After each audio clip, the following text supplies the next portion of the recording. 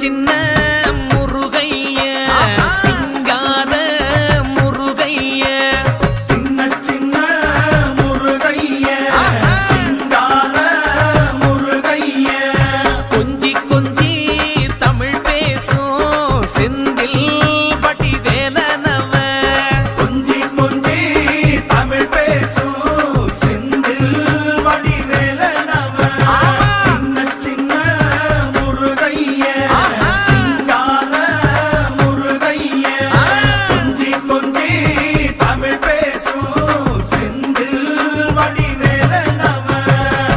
சுப்பிரமணிய சாமி என்பார், கார்த்திகேயன் என்பார்,